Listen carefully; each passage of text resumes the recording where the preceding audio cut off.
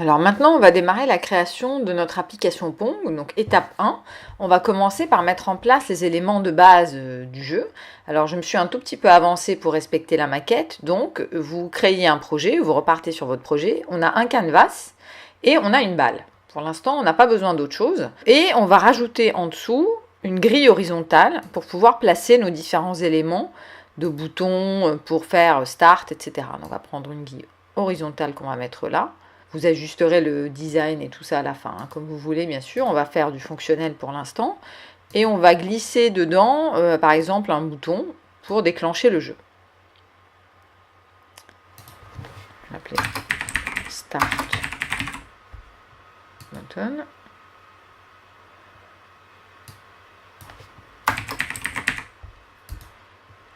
Voilà.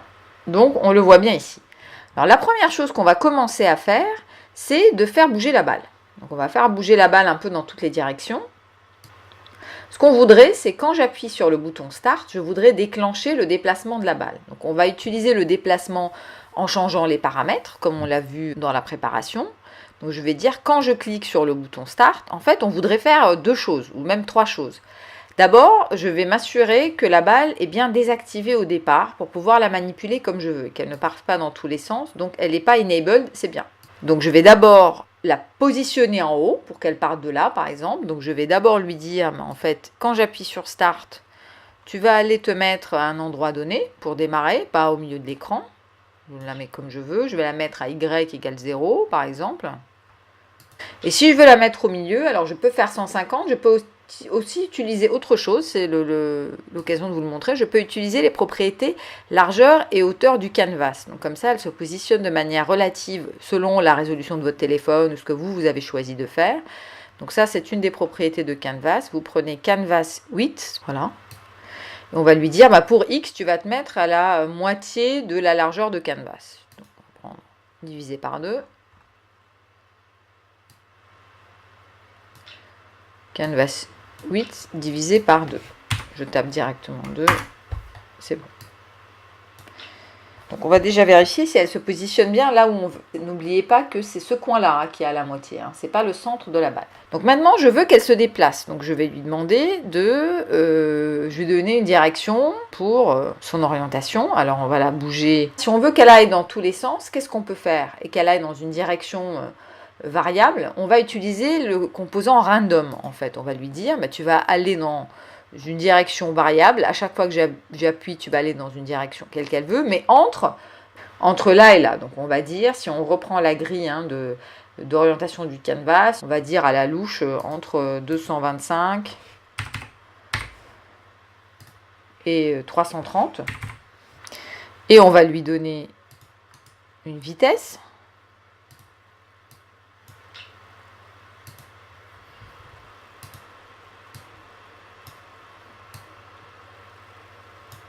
Par exemple de 30 pixels.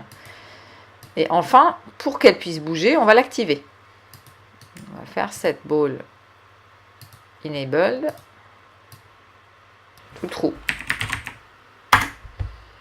On va voir ce qui se passe. Donc c'est bon, elle bouge. Par contre, dès qu'elle a touché un côté, elle est descendue en bas. Donc il faut qu'on rajoute la possibilité de rebondir. Donc when ball edge reached, tu vas rebondir.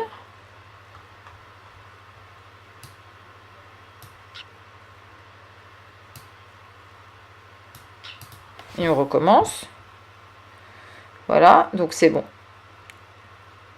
Alors si je recommence, elle va repartir dans une autre direction. Alors maintenant, on a notre balle qui se déplace, qui rebondit de tous les côtés. Donc on veut rajouter une planche pour pouvoir essayer d'intercepter la balle et de faire en sorte que la balle rebondisse sur la planche. Donc pour faire ça, vous repartez dans Designer. En fait, pour ajouter des objets dans Canvas, vous avez une seule possibilité, c'est vous prenez un image sprite. C'est, on va dire, c'est un lutin, c'est un objet par défaut et vous lui associez l'image que vous voulez. Donc on prend un image sprite, on le met là par exemple. Alors moi, j'ai déjà créé une image de planche, donc vous l'avez dans les ressources du cours. Vous pouvez le faire très facilement en allant sur le site canva.com et vous créez un rectangle. Moi, je vais récupérer l'image que j'ai déjà créée. Donc c'est cette image-là, hein. J'ai fait une image de 90 par 20 pixels, aussi simplement. Voilà, donc là j'ai ma planche et j'ai ma balle. Alors maintenant, comment je vais manipuler la planche? Ce que je veux, en fait, c'est que je veux que la planche bouge de gauche à droite quand je l'attrape avec le doigt. Donc je veux qu'elle puisse bouger quand moi je la déplace manuellement. Donc on va coder ça dans la partie bloc. Il ne faut pas oublier de lui donner un nom, donc on va l'appeler paddle, puisque c'est... Et donc, on va aller voir dans les propriétés de notre planche. On va prendre when paddle dragged. Donc, c'est la même chose que when canvas dragged, en fait. C'est la même chose, c'est quand on avait dessiné des traits. Donc là, c'est quand on tire le paddle. Qu'est-ce que je veux bouger? En fait, je veux juste bouger de gauche à droite. Donc, je ne veux pas bouger sa composante Y, selon cet axe-là. Je veux juste bouger son composant X. Donc, je vais lui dire, bah, tu vas te déplacer. Voilà, call paddle move to. Y va être toujours le même, donc c'est ton Y actuel, donc c'est pas de Y. Et X, ça va être le X de mon doigt, donc tu vas prendre le X de mon doigt. Et on va tester pour voir si ça marche, donc j'attrape le paddle, voilà. Et vous voyez, je le bouge manuellement de gauche à droite. Très bien.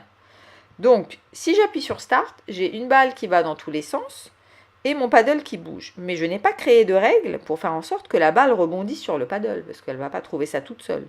Donc maintenant, il faut que je crée une règle pour lui dire, bah, quand tu touches le paddle, tu vas rebondir dans une autre direction. Donc on va faire ce qu'on a dit. On a en fait un événement ici qui est collide. D'accord ? Donc on va voir, c'est soit dans ball, soit dans paddle. On va prendre ball, par exemple, et on va dire, when ball one collided with other, collided with, c'est qu'elle est entrée en collision avec autre chose. Alors ici, comme on n'a que le paddle, on n'a pas besoin de préciser avec quoi elle est rentrée en collision. Donc c'est forcément le paddle. Quand elle entre en collision, qu'est-ce qu'on veut qu'elle fasse? On veut en fait qu'elle change de direction. Donc qu'elle rebondisse tout de suite en changeant de direction. Donc on va lui changer son orientation. Et pour changer son orientation, on va créer une règle relative, puisque comme je ne sais pas de quel côté elle va venir, mais par exemple, je veux qu'elle bouge de à peu près 90 degrés. Donc on va lui dire, bah tiens, tu vas nous prendre, vous regarderez ça hein, sur le schéma d'orientation, on va prendre 360 moins ton orientation actuelle, puisque l'ensemble fait 360 degrés. Voilà, donc 360 moins ball heading, qui est la direction actuelle de la balle. Donc on va vérifier si ça marche. C'est bon, chaque fois que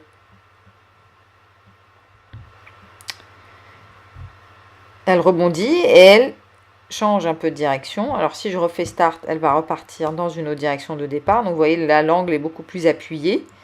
Notre jeu fonctionne. Alors maintenant, ce qu'il faut faire, c'est rajouter les règles. Puisque sur le principe, la balle, elle peut rebondir ou pas. Par contre, c'est à nous de dire, bah, quand tu touches la planche, tu vas marquer un point, ou tu marques 2 points, ou tu perds un point, etc. Donc les règles que nous, on a définies, c'est quand je touche la planche, je marque un point. Et après, si je rate la planche et que je touche le plancher, bah, le jeu s'arrête et j'ai perdu.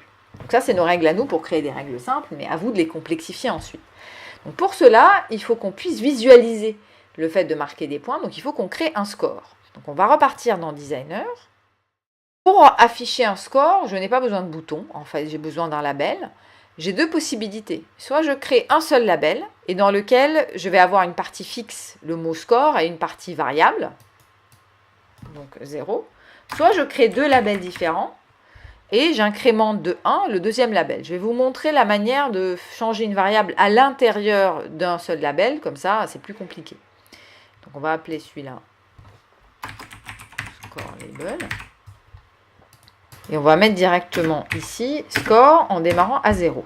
Mais en fait, on va vouloir chaque fois ajouter 1 à cette partie-là. On va voir comment faire. Donc on repart dans bloc. En fait, moi ce que je vais lui dire, c'est à chaque fois que tu touches le paddle, tu vas me rajouter 1 à score. Donc je n'ai pas d'autre événement, je dois le rajouter à ce niveau-là. Par contre, comment je rajoute 1 à l'intérieur d'un label texte? On va voir ça tout de suite. En fait, on va créer une variable et on va incrémenter la variable. Donc on va créer une variable score.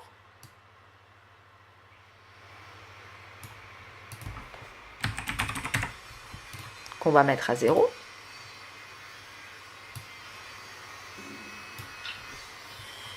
On va faire set global score to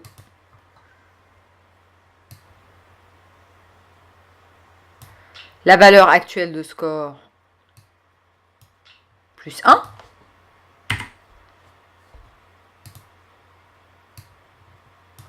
Et ensuite, on va lui dire, le score label, tu vas changer le texte de score label. Il y a deux parties, donc on va utiliser join. Il y a la partie fixe qui est la partie score, le texte score qui ne bouge pas. Voilà. Et la partie variable, tu vas me mettre la valeur de global score.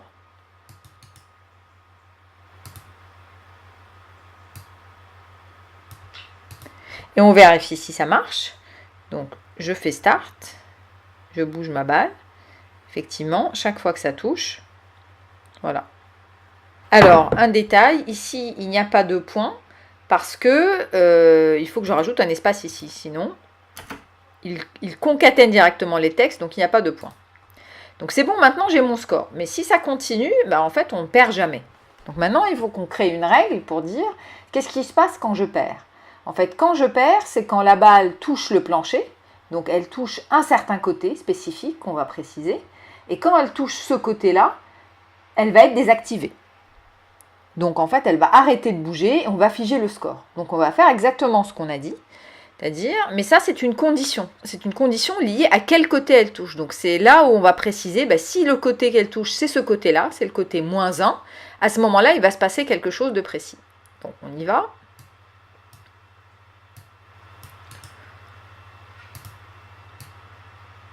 Je fais un peu de place. Donc, on va rajouter la condition. Ici. En fait, on va dire si le côté égale à -1,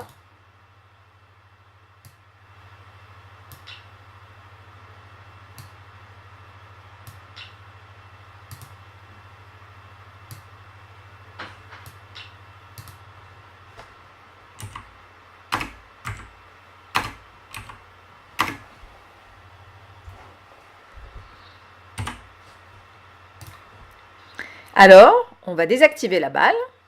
On va faire plusieurs choses.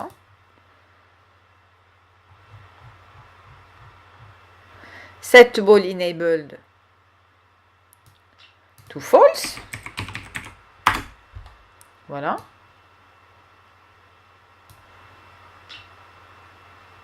Et else, on va lui faire rebondir.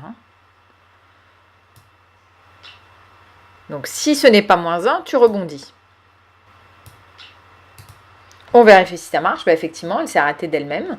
Donc, je peux recommencer. Je refais start. Alors, par contre, qu'est-ce qui s'est passé? Mon score ne s'est pas réinitialisé.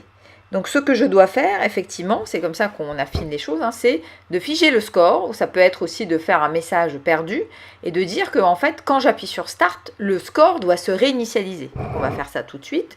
On va dire, par exemple, quand je perds, je vais afficher le champ perdu à la place de score. Donc, set score label text to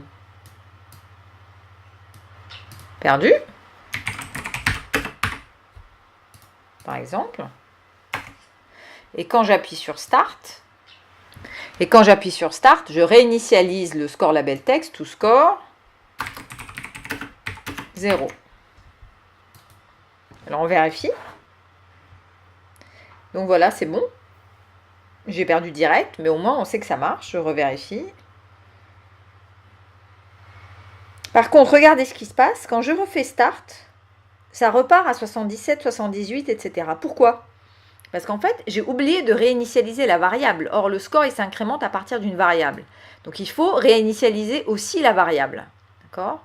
Donc, en fait, quand on dit, quand on a perdu, voilà, et à ce moment-là, on va mettre la variable à 0. Donc, quand on démarre, on réinitialise le score, la variable global score à 0. Et là, normalement, ça devrait être bon. Donc, je recommence. Et là, effectivement, vous voyez, ça redémarre à 1, 2, 3. Donc, c'est très bien parce que ça montre que, en fait, souvent, on ne pense pas forcément à tout et c'est en testant qu'on améliore les choses. Alors maintenant, qu'est-ce que j'ai rajouté à mon application? J'ai rajouté des sons pour l'animer et puis aussi vous montrer comment on fait l'intégration de sons. Donc, j'ai rajouté des sons différents. Quand la balle touche les côtés, ça fait un son. Quand elle touche la planche, ça fait un son. Et quand je perds, je rajoute un troisième son.